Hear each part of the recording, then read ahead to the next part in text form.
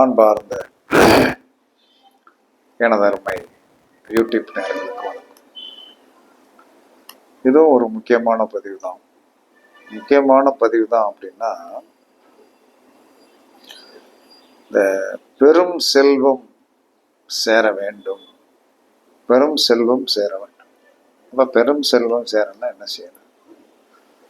அப்படி பெரும் செல்வம் சேருவதற்கு ஏதாவது ஜோதிடத்துல வழி இருக்கா அப்படின்னா, உண்மையாகவே வழி இருக்கிறது.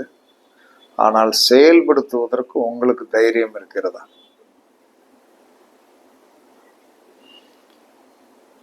இருக்கிறது என்று சொன்னால் நான் சொல்றதை மட்டும் செய்யுங்க. கண்டிப்பாக நீங்கள் உங்களுடைய தகுதிக்கு தக்கன ஒரு உழைப்பாளியாக மாறி உங்களுடைய தேவைகளை நீங்கள் பூர்த்தி செய்து கொள்வீர்கள்.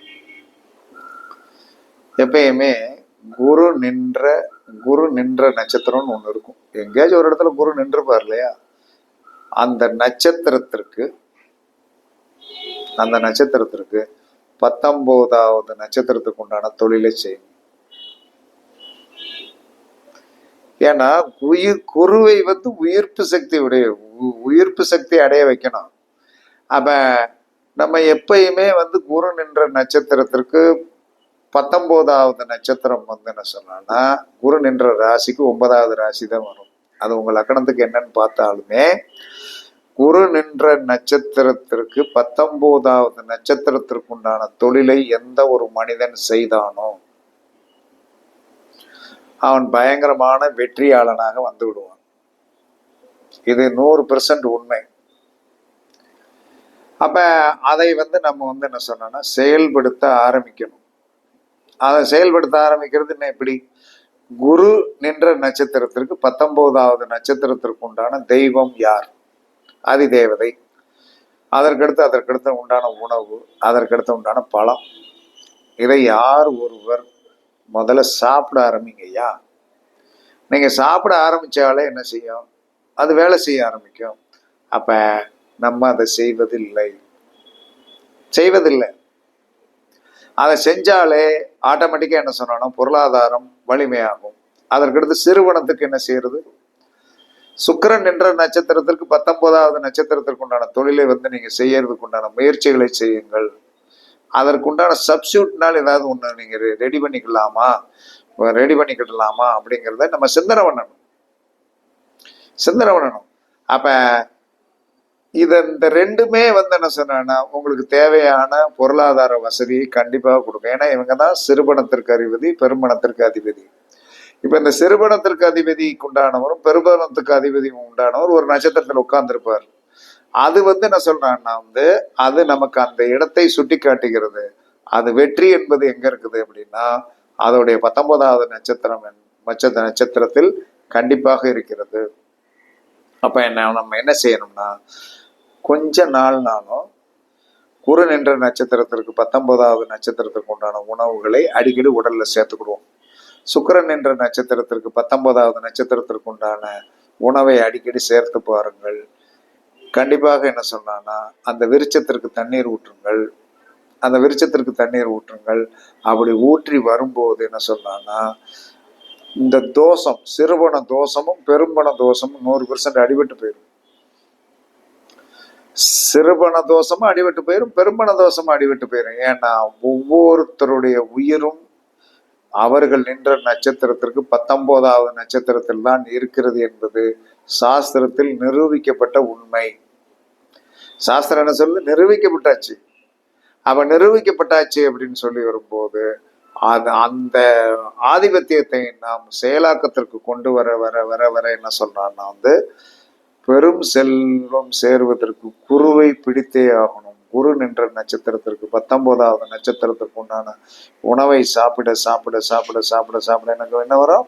நமக்கு பொருளாதார வலிமை ஆகும். அதை தானமும் பண்ணலாம்.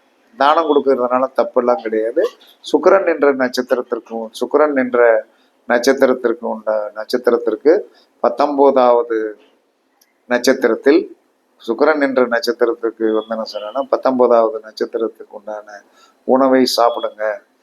அது பிறருக்கு என்ன வந்தாங்கன்னு வைங்களேன், நம்மளை பார்க்க யார் வந்தாலும் என்ன சொல்றாங்கன்னா இந்த உணவுகளை நீங்க கொடுங்க அது என்ன சொன்ன உயிர்ப்பு சக்தியை உங்களுக்கு கொடுத்துரும். அப்ப பொருளாதார வலிமைக்கு குரு சுக்கிரன் எந்த காலத்திலும் இவங்க ஸ்டாண்டர்டு. அதுக்கடுத்து சில சப்ஸ்டியூட்டான சில விஷயங்களை புதனை பத்தி எல்லாம் சொல்லியிருப்போம், 2 கூடையவர் எல்லாம் சொல்லியிருப்போம். ஆனால் மேஜர் என்று சொல்லக்கூடிய 2 கண்கள் என்று சொல்லக்கூடிய ஒரு ஆதிபத்தியம் உடையது யார் என்று சொன்னால் குருவும் சுக்கிரன் என்ற நட்சத்திரத்துக்கு 19வது நட்சத்திரம் உங்களுக்கு பெரும் தனத்தை கண்டிப்பாக கொடுக்கும். அந்த நட்சத்திரத்தில் வீட்டில் ஒருத்தர் இருந்து விட்டால், அந்த நட்சத்திரத்தில் ஒருத்தர் வீட்டில் இருந்து விட்டால் உங்களுடைய வாழ்க்கையில் என்ன சொன்னா பெரும் சம்பாத்தியங்களை என்ன சொன்னா உங்களால சம்பாதிக்க முடியும். இதெல்லாம் ரகசியமான சூத்திரங்கள். இதை வைத்துத்தான் முன்னோர்கள் என்ன சொல்லலாம்னா கூட்டு குடும்பமாக வாழ்ந்தார்கள். ஏன் கூட்டு குடும்பமாக வாழணும் அப்படின்னா, கூட்டு குடும்பமாக வாழ்ந்தாங்க. ஒரு 2 ஃபேமிலி இருக்கும், 3 ஃபேமிலி இருக்கும், ஆளுக்கு 4 பிள்ளைகள் இருக்கும். அப்ப அதுக்கு 4 இதுக்கு 4 ஒரு பெரிய குடும்பமா வாழ்ந்தாங்க. ஒரே பெரிய காலம் இருக்கும், எல்லாமே இருக்கும், அந்த இடத்துல இருந்தாங்க. அப்ப ஒருவரிடம் இல்லாத யோகத்தை இன்னொரு நட்சத்திரம் கொடுக்கும். நம்ம இப்ப வீட்டுல இருக்கிறது 2 பேரு, ஒரே ஒரு பிள்ளை. அப்ப நமக்கு இந்த 3 நட்சத்திரம் வச்சு நீங்க என்ன சாதிச்சிருவீங்க? சாதிக்க முடியாது. சரி, பக்கத்து வீட்டுக்காரன் நாள் என்ன சொன்னா அவனுக்கு ஒரு நாள் என்ன நல்லா இருக்கே அப்படின்னு கேட்போமா? நான் என்ன சொன்னா அவனை முறைச்சு பார்த்துட்டு தான் இருக்கிறோம். காரணம் அவன் என்ன சொன்னா நம்மளை முறைச்சு பார்த்துட்டு தான் இருக்கிறான். இதெல்லாம் என்ன சொன்னான்னா காலத்தின் விதிகள். கிளம்பிட்டீங்களா? பார்த்து வாங்க. ஓகே. இதெல்லாம் என்ன சொன்னா காலத்தின் விதிகள். அப்ப எந்த இடத்திலுமே ஒரு இணக்கமான சூழ்நிலைகளை நீங்கள் வச்சுக்கிடணும். இன்றைக்கு ஒரு தற்செயலாக என்ன சொல்றேன்னா, ஒரு இது ஏன் நான் சொல்றேன்னா, நடைமுறையில் சில விஷயங்களை நீங்கள் செய்து பாருங்கள், உங்களுக்கு வெற்றி கிடைக்கும். மாந்தி உங்களுக்கு எந்த நட்சத்திரத்தில் இருக்கிறதோ அந்த நட்சத்திர நபர் யாராவது ஒருத்தர் இருப்பார்ல, அவருக்கு என்ன சொல்றேன்னா அந்த மாந்தி நின்ற நட்சத்திரத்திற்கு உண்டான பொருளை அவருக்கே கொடுங்க, சாப்பிடுங்க அப்படின்னு சொல்லிட்டு உங்களுக்கு பணம் நல்லா வரும். மாந்தி நின்ற நட்சத்திரம் என்ன சொன்னா எப்பயுமே நமக்கு என்ன சொன்னா பொருளாதாரத்தில் மேன்மையை கொடுக்கும். அப்ப அந்த பொருளாதாரத்தில் மேன்மையை கொடுக்கின்ற அந்த நட்சத்திரம், அந்த நட்சத்திரத்துக்கு உண்டான உணவை நம்ம சாப்பிடக்கூடாது. அந்த நபருக்கு தேடி பிடிச்சு போய் கொண்டு போய் கொடுங்க. இதெல்லாம் நம்ம நீங்க எப்பயுமே என்ன சொல்றான்னா பொருள் வேண்டும் என்று சொன்ன முதல்ல மாந்தி என்ற நட்சத்திரத்துக்கு உண்டான சித்தரை நல்லா தெரிஞ்சு வச்சுக்கணும். மாந்தி நின்ற நட்சத்திரத்துக்கு உண்டான சித்தர் என்ன சொல்ற பணம் கொடுப்பாரு. அப்ப அவரை என்ன சொல்ல நம்ம வழிபாடு பண்ணணும். அவருடைய பேர் தெரிஞ்சு என்ன சொன்ன 108 முறை என்ன சொன்னாலும் போற்றி போற்றின்னு சொன்னீங்கனாலே நடந்துடும். அதே சமயத்தில் மாந்தி நின்ற நட்சத்திரத்திற்கு உண்டான நபரை நட்பு பாராட்டுங்கள். நட்பு பாராட்டி அவருக்கு என்ன சொன்னா பொருள் உதவி செய்யுங்கள். உங்க பொருளை அழிங்க. உங்க பொருளை அழிக்கும் போது என்ன நடக்கும்? அந்த நபர் என்ன சொன்னா நம்ம பொருளை நமக்காக இந்த ஐயா என்ன சொல்றான்னா கொடுக்குறாரு, இந்த அம்மா நம்ம கொடுக்குறாங்களே, அப்ப நம்ம மேல ஒரு பாசம் வச்சிருக்காங்கன்றது அது ஒரு மாயை தோட்டத்தை அங்க உருவாக்கணும். நீங்க என்ன சார் பரிகாரமா தான் நான் கொடுக்கேன்னா அது என்னத்தையாச்சும் பண்ணி போடும்.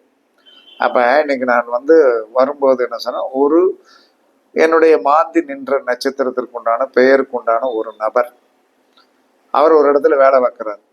அப்ப வேலை பார்க்கிறாரு அப்படிங்கும்போது நம்ம அந்த கடைக்கு அடிக்கடி போகும்போது என்ன சொல்லலாம்னா ஒரு இன்முகமான வரவேற்பு இருக்கும்.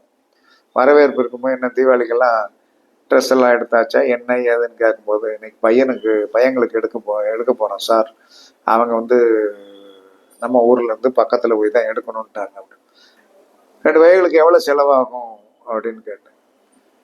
2 பேருக்கு 2000 ரூபாய் செலவாகும் சார். 1000 ஒன்றும் இல்லை. அப்படியே என்ன சொன்னா உங்க ஜிபே நம்பர் இதானு கேட்டு அந்த 2000 ரூபாய் அப்படியே போட்டு. இது பெருமை அல்ல, நம்மளுடைய பொருளாதாரத்தை வலிமைப்படுத்தி கொள்ளக்கூடிய வெளி தோற்றத்திற்கு வந்தது தர்மம். ஆனால் கர்மா, ஒரு துணி என்பது தானமாக நம்மளால் கொடுக்கப்பட்டு அது எடுக்கப்படுகிறது என்று சொன்னால் நம்மளுடைய கர்மா குறையும். இப்படி எல்லாம் குறுக்கு வழி இல்லை, இது யாரையும் பாதிக்கப்படாது, ஒன்றும் செய்யாது. ஆனால் அது செய்யும் போது அந்த நபருடைய பூலாங்கிதம் அப்படின்னு சொல்லக்கூடிய ஒரு சந்தோஷம், நமக்கு ஏன் இவங்க செய்யணும், பரவாயில்லையே. அவர்கள் வறுமைப்பட்டவர்களாகத்தான் இருப்பார். எப்பயுமே ஒரு பொருளை வாங்கி கொள்கிறேன் என்று சொல்லக்கூடியவர்கள் வறுமைப்பட்டவர்களே. இப்ப எனக்கு 1000 ரூபாய் போடுறீங்கன்னா என்ன செய்வேன் தெரியுமா? எதுக்காக போடுறேன்னு நான் கேட்பேன். நான் பணக்காரன் அப்படிங்கிறதுக்காக சொல்லல. எனக்கு பணம் போடுறேன்னு என்ன காரணம்? எனக்கு ஒரு வேலை கொடு, அந்த வேலையை செஞ்சுட்டு பணம் வாங்குறேன் அப்படின்னு. நீ சும்மா ஒரு துணி எடுத்து கொடுத்தாலும் வாங்க மாட்டேன். எனக்கு அது தேவையில்லை. ஏன்னா அது என்னுடைய தாற்பயத்தில் வந்துருச்சு. அதுக்கு ஒரு சில காரணங்கள் உண்டு. அதே மாதிரி வாங்கி கொள்கிறேன் என்று சொன்னால், ஒருத்தன் வாங்கி கொள்கிறேன் என்று சொன்னால் அவனுக்கு பற்றாக்குறை இருக்கிறது, அப்பதான் வாங்குவான். பசி நல்லா வயிறு நிரம்புறவனுக்கு போய் அங்கே சாப்பிடுங்க அப்படின்னா, ஐயா நான் இப்போ சாப்பிட்டுட்டேயா, எனக்கு வேண்டாம் ஐயா, வேற யாருக்காச்சும் கொடுங்கன்னு தான் சொல்லிட்டு போவான். அதனால கர்மாவை அழிப்பதற்கு பலவிதமான சாத்தியக்கூறுகள் இருக்கிறது. குரு நின்ற நட்சத்திரத்துக்கு 19வது நட்சத்திரத்திற்கு உண்டான உணவை தானம் பண்ணு. உனக்கு என்ன சொன்னான்னா, கட்டுக்கட்டான நோட்டை எண்ணி பார்ப்பாய். சுக்கிரன் என்ற நட்சத்திரத்திற்கு 19வது நட்சத்திரத்தில் பிள்ளை பிறந்து விட்டதா, அது என்ன கேட்டாலும் வாங்கி கொடு, கண்டிப்பா சக்சஸ் ஆயிடுவேன். அதே சமயத்துல குரு நின்ற நட்சத்திரத்திற்கு 19வது நட்சத்திரத்திற்கு உண்டான உணவை தானம் பண்ணுங்கள், நீங்களே சாப்பிடுங்க, கண்டிப்பாக தனத்தில் இருக்கின்ற தரித்திரம் நீங்கும். இது சத்தியமான உண்மை என்பது நான் கண்ட ரகசியம் என்று கூறி உங்களிடமிருந்து விடைபெறுவது சிப்பிப்பாறை ஜோதிடர் சாதி ராகவன் ஜெயபாலாஜி. சுகமே சூழ்க, சுகமே சூழ்க. வாழ்க வளமுடன், வாழ்க வளமுடன். வணக்கம், வணக்கம், வணக்கம், வணக்கம்.